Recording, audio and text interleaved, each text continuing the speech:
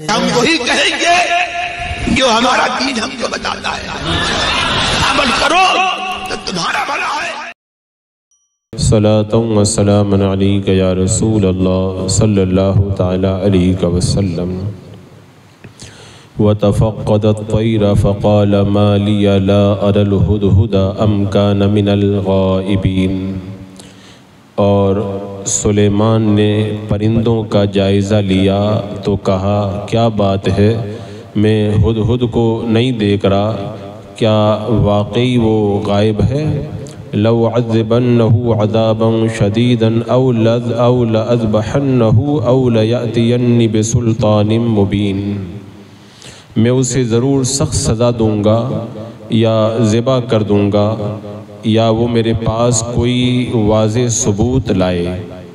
فمکث غیر بعید فقال احط بما لم تحط به وجئتک من سبأ بنبأ یقین۔ تو زیادہ دیر نہ گزری کہ ہدہد نے آ کر کے عرض کیا میں ایسی بات دیکھ کر کے آیا ہوں جو آپ نے نہیں دیکھی ہے، اور آپ کے پاس شہر سبا سے ایک یقینی خبر لایا ہوں۔ انی وجدت امرأة تملکہم وأوتیت من کل شیء ولہا عرش عظیم۔ بے شک میں نے ایک عورت دیکھی جو ان پر حکومت کر رہی ہے اور اسے ہر چیز میں سے عطا ہوا ہے اور اس کا تخت بہت بڑا ہے۔ وجدتها وقومها يسجدون للشمس من دون الله وزين لهم الشيطان اعمالهم فصدهم عن السبيل فهم لا يهتدون۔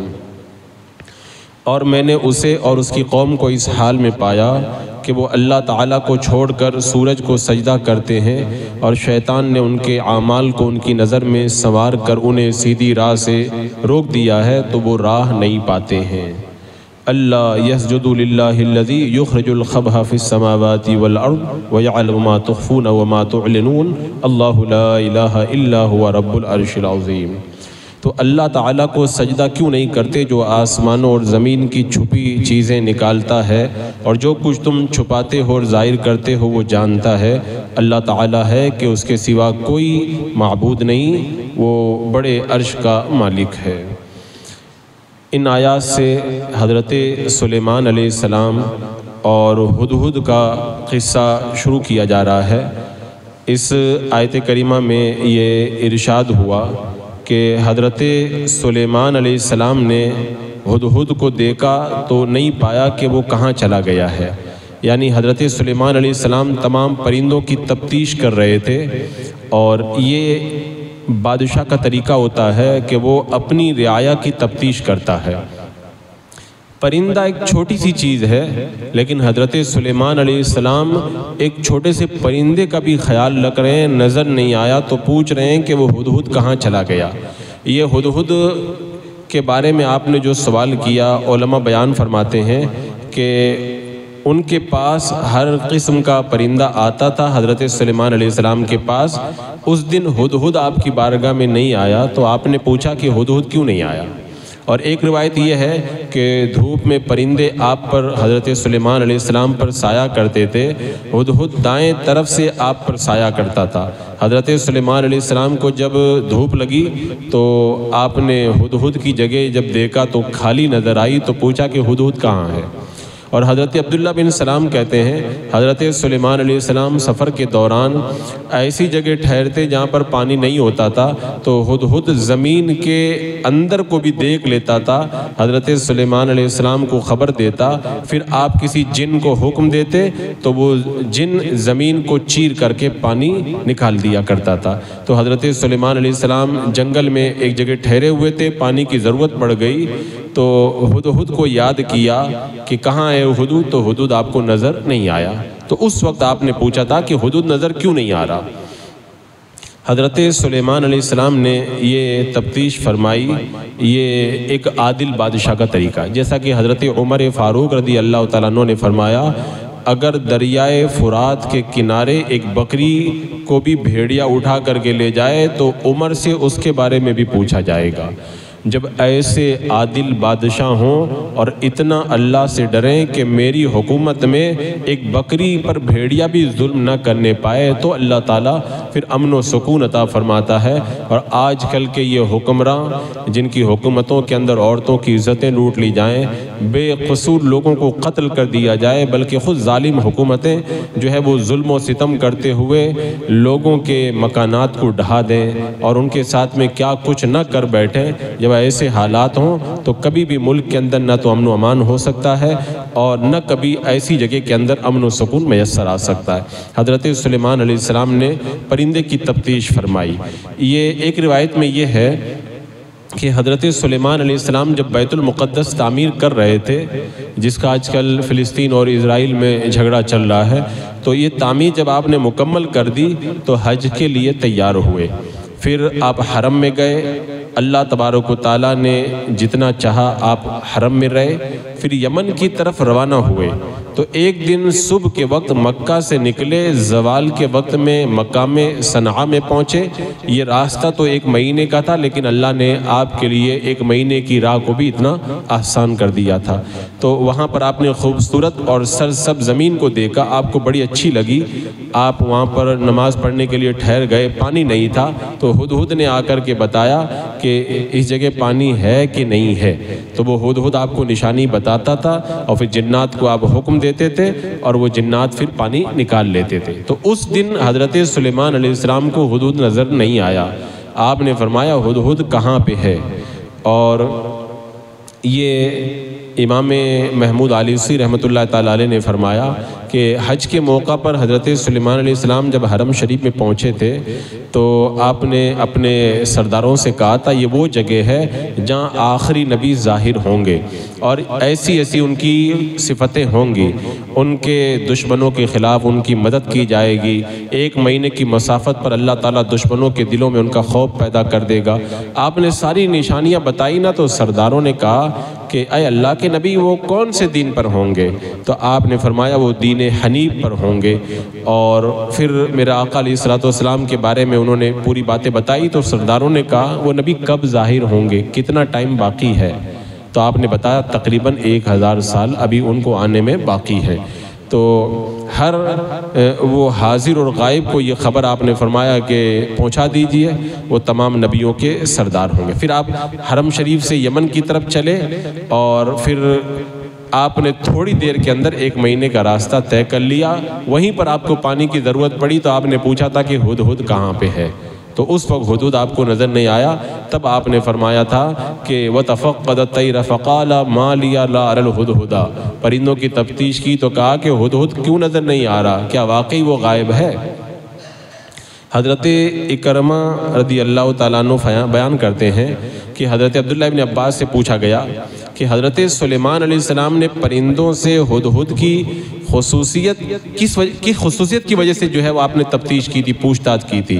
تو حضرت عبداللہ ابن عباس نے کہا حضرت سلیمان علیہ السلام ایک جگہ ٹھہرے تھے اور پانی کی ضرورت تھی، اور ہدہد ایک طرح کا انجینئر تھا، وہ اس کی نظر اتنی تیز تھی کہ وہ پتہ لگا لیتا تھا۔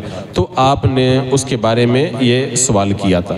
اچھا، یہاں پر ایک بڑی عجیب و غریب بات یہ ہے کہ زمین کے اندر جو پانی چھپا ہوا ہو وہ ہدہد اس کا تو پتہ لگا لیتا تھا، لیکن اگر اس کو کوئی پھانسنے کے لیے بچہ دھاگا بچھا دیتا تھا وہ دھاگا نہیں دیکھ پاتا تھا اور اسی کے اندر پھنس کر کے رہ جاتا تھا۔ تو کہتے ہیں نا کہ تقدیر کے آگے تدبیر کام نہیں آتی ہے۔ جب تقدیر کا فیصلہ ہوتا ہے نا تو پھر بندہ کتنی بھی تدبیر کرے کچھ نہیں کر۔ وہ جو ایک کیڑا ہے نا جس کے 100 پاؤں ہوتے ہیں، اس کو جب شکار کر لیا گیا، پکڑ لیا گیا، تو اس نے پوچھا کہ تیرے 100 پاؤں تھے تو بھاگا کیوں نہیں؟ کہا کہ جب تقدیر کا فیصلہ آتا ہے تو 100 پاؤں کے باوجود بھی آدمی نہیں بھاگ پاتا، ایسے ہی پکڑا جاتا ہے وہ۔ خیر، یہاں پر ایک سوال یہ ذہن میں آ سکتا ہے، حضرت سلیمان علیہ السلام نے کیا کہا تھا؟ لَوْ عَذِّبَنَّهُ عَذَابًا شَدِيدًا، اس کو میں سخت سزا دوں گا اور اس کا یا پھر میں اس کو ذبح کر دوں گا۔ یہ پرندہ تو مکلف نہیں ہوتا، پرندے کو سزا کیوں دی جانے کی؟ پرندہ تو مکلف ہے ہی نہیں، جو مکلف ہو جس پر حکم جاری ہوتا ہو اس کو سزا دی جاتی ہے، اور پرندہ تو مکلف ہے ہی نہیں۔ تو اس کا جواب یہ ہے کہ حضرت سلیمان علیہ السلام نے جو یہ سزا دینے کے لیے کہا تھا، یہ تعدیب کے طور پر ادب سکھانے کے لیے۔ جیسے بچے مکلف نہیں ہیں لیکن بچوں کو بھی تربیت کے لیے ان کو بھی سزا دی جاتی ہے۔ میرے آقا علیہ السلام نے ارشاد فرمایا، بچے 7 سال کے ہو جائیں تو نماز پڑھنے کے لیے کہو، اور 10 سال کے ہو جائیں نماز نہ پڑھے تو ان کو مارو۔ تو یہ مکلف نہیں ہے لیکن ادب سکھانے کے لیے ایسا کیا جاتا ہے۔ بہرحال حضرت سلیمان علیہ السلام نے کہا تھا میں سزا دوں گا۔ سزا کیا ہے؟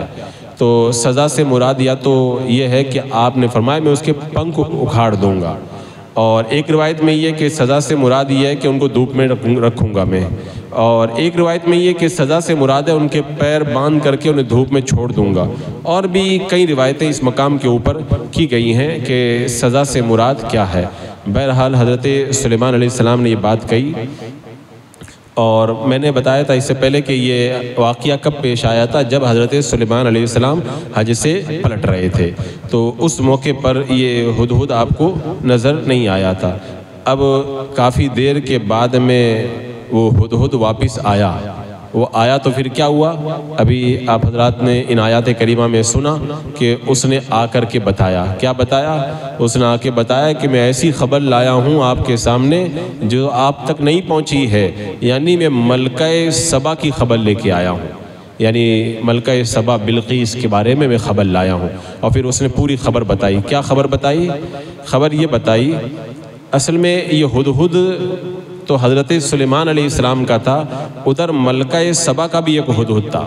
جب حضرت سلیمان علیہ السلام کا ہدہد چلا نا، اس ہدہد پہ نظر پڑی تو دونوں نے آپس میں بات چیت کی، تو اس ہدہد نے بتایا کہ آؤ میں تمہیں بڑی عجیب و غریب چیز دکھاتا ہوں۔ اسی کا ذکر یہاں پر آ رہا ہے۔ تو پھر انہوں نے پوری گفتگو یہاں پر بیان کی کہ میں ایسی جگہ سے آ رہا ہوں کہ جہاں پر ایک عورت حکومت کر رہی ہے، اس عورت کا نام بلقیس ہے، اور وہ بڑی طاقتور ہے۔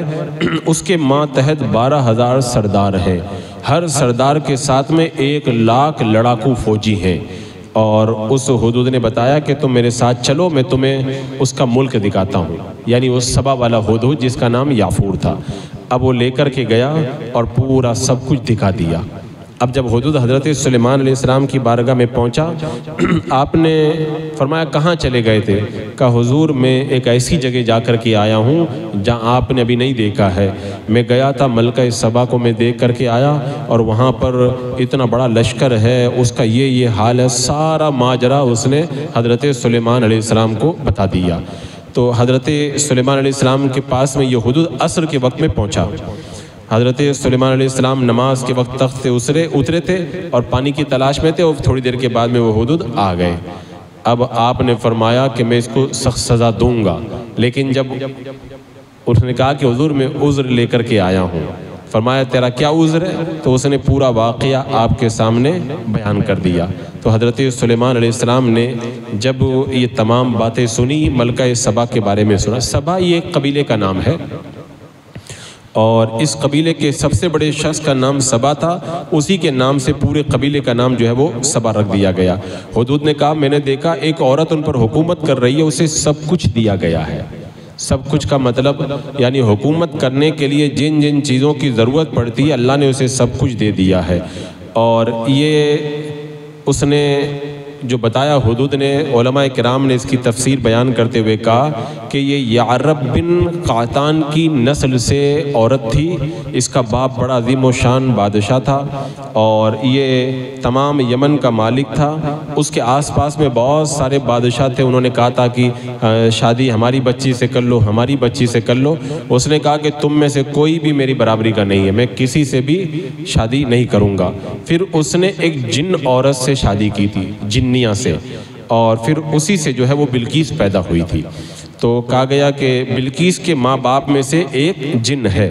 تو بلقیس نے حکمرانی کی خواہش کی تو اکثر سرداروں نے اپنے باپ کے بعد میں جو ہے وہ اس کو اپنا بادشاہ تسلیم کر لیا۔ تو یہ ملکہ سبا 9 سال تک یمن پر حکومت کرتی رہی، پھر حضرت سلیمان علیہ السلام کی طرف سے یمن پر خلیفہ ہوئی اور ان کی طرف سے 4 سال اور اس نے حکومت کی۔ بہرحال یہ پورا ماجرا جب حضرت سلیمان علیہ السلام کے سامنے آ کر کے اس حدود نے بیان کیا تو حضرت سلیمان علیہ السلام چونکہ اللہ کے نبی ہیں، جب اس نے بتایا نا کہ اتنی فوج ہے، یہ ہے، آپ نے توجہ نہیں دی، لیکن جب اس نے کہا کہ وہ خدا کے سوا کسی اور کی پوجا کرتے ہیں اور اللہ کا نبی یہ گوارا نہیں کر سکتا کہ کوئی خدا کو چھوڑ کر کے کسی اور کی عبادت کرے، تو حضرت سلیمان علیہ السلام نے جب سنا کہ وہ کسی اور کی عبادت کرتی ہے تب آپ نے ارادہ کیا کہ اسے میں دین کی طرف بلاؤں اور اسلام کی میں اس کو دعوت دوں۔ تو حضرت سلیمان علیہ السلام نے اس کے بعد میں پھر اسے اسلام کی دعوت دینے کا ارادہ فرمایا۔ حدود نے آ کر کے کیا کہا تھا؟ ابھی آیت کریمہ میں آپ نے پڑھا کہ اس نے آ کے کہا تھا وَلَهَا عَرْشٌ عَظِيمٌ، اس کا تخت بہت بڑا ہے، یعنی بہت بڑا تخت تھا بلقیس کے پاس میں، بڑا خوبصورت تھا، بڑا قیمتی تھا، اس کے پائے جواہرات اور موتیوں کے بنے ہوئے تھے، اور حضرت امام ابن ابی حاتم نے روایت کرتے ہوئے کہا وہ سونے کا تخت تھا، اس کے اوپر یاقوت اور زمرد جڑے ہوئے تھے، اس کی لمبائی 80 ہاتھ تھی، چوڑائی 40 ہاتھ تھی، اور 7 منزلہ تھا اس کا وہ تخت، اور اس کی حقیقت کو اللہ ہی بہتر جانتا ہے۔ تو جب اس نے پوری بات بتائی، حدود نے کہا کہ بہت بڑا تخت ہے اور بہت بڑا خوبصورت تخت ہے۔ حضرت سلیمان علیہ السلام کے سامنے اس کی تعریف کرنے لگا۔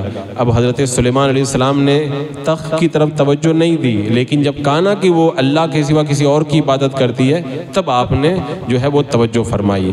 تو بلقیس کی قوم اللہ کی عبادت کرنے کے بجائے سورج کو پوجا کرتی تھی، اور شیطان نے ان کے برے کاموں کو ان کی نظر میں سنوار دیا تھا، مطلب یعنی وہ بتوں کی یہ سورج کی عبادت کو اور کفریہ باتوں کو بڑا اچھا سمجھتے تھے۔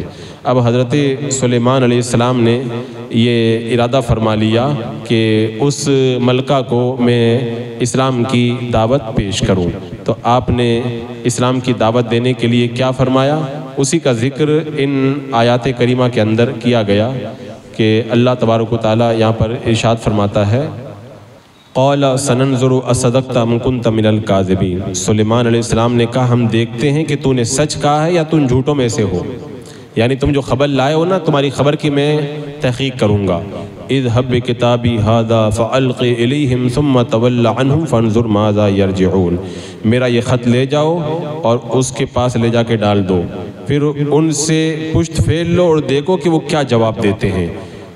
اب وہ حضرت سلیمان علیہ السلام نے جب خط روانہ کیا بلقیس کی طرف تو اس خط کے اندر کیا لکھا تھا، یہ خط اللہ کے بندے سلیمان کی طرف سے ہے اور بے شک وہ اللہ ہی کے نام سے ہے، وہ بہت بڑا مہربان ہے۔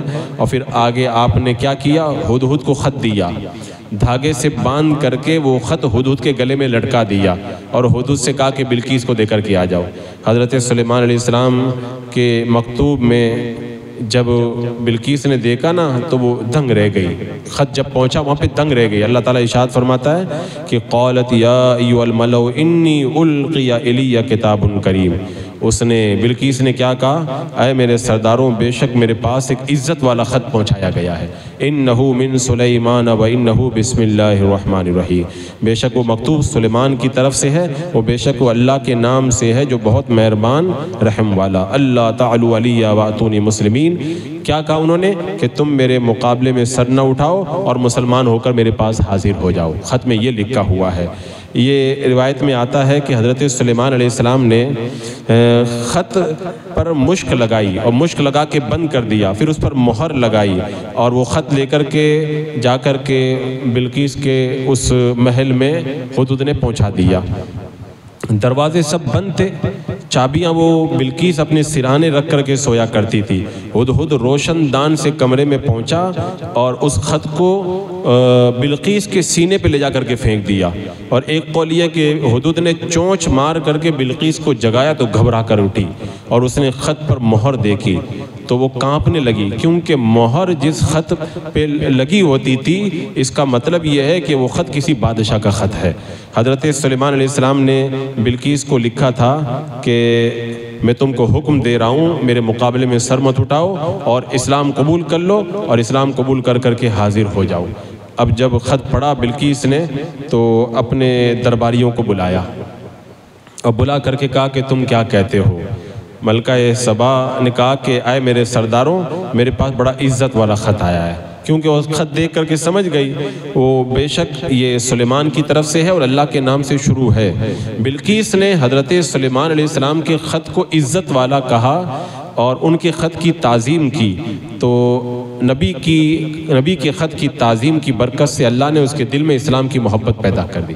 جیسے حضرت موسیٰ علیہ السلام کے مقابلے میں جو جادوگر آئے تھے انہوں نے حضرت موسیٰ علیہ السلام کا ادب کیا تھا کہ اے موسیٰ پہلے آپ اپنا عصا ڈالیں گے یا پہلے ہم لوگ شروعات کریں؟ تو ادب کی وجہ سے اللہ نے ان تمام کو بھی ایمان کی دولت عطا فرمائی تھی، اور جو بے ادب با ادب با نصیب بے ادب بے نصیب۔ میرے آقا علیہ السلام نے جب ایک خط بھیجا تھا آقا کریم علیہ السلام نے کسرا کی طرف، تو کسرا نے اس خط کی بے حرمتی کی تھی، پھاڑ دیا تھا، تو بے ادب بے نصیب ہوتا ہے۔ میرا آقا علیہ السلام نے اس کے لیے کہا تھا کہ اس نے میرے خط کے ٹکڑے کیے، اللہ اس کے ملک کے ٹکڑے ٹکڑے کر دے گا، اور پھر اس کا پورا ملک جو ہے وہ تباہ و برباد ہو کر کے رہ گیا۔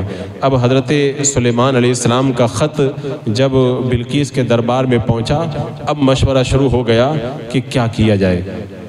یہ خط تو بہت ہی اہم خط ہے، اس خط کا جواب کیسے دیا جائے؟ حدود خط لے کر کے بلقیس کے جب پہنچا تھا تو ایک تو یہ بھی ان کے لیے سوچنے والی بات تھی نا کہ کوئی دروازہ بھی نہیں ہے، خط کیسے میرے پاس میں آ گیا، اور وہ خط محل کے اندر کیسے پہنچ گیا، اس پر بھی وہ لوگ بڑی حیرت میں تھے۔ بہرحال مشاورت شروع ہوئی، میٹنگ ہوئی، مشورہ ہونے لگا، اس کے بعد میں مشورے کے بعد میں کیا طے پایا؟ آنے والی آیتوں میں اللہ تعالیٰ نے ان پورے واقعات کو بیان فرمایا کہ ان لوگوں نے حضرت سلیمان علیہ السلام کا خط پا کر کے کیا مشورہ دیا اور بلقیس نے کس مشورے کے اوپر عمل کیا۔ واللہ تعالیٰ بسم اللہ الرحمن الرحیم۔ اللہم صلی علی سیدنا مولانا محمد وبارک وسلم صلاۃ و سلام علیک یا رسول اللہ۔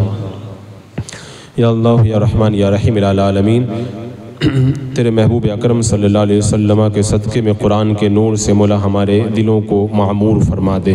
اے اللہ میں نیک اور پرہیزگار بننے کی توفیق عطا فرما، جتنے بیمار ہیں سب کو شفا عطا فرما، بالخصوص یہ پرویز خان بیمار ہیں اللہ ان کو شفاء کلی، شفاء تام اور شفاء عاجل عطا فرما۔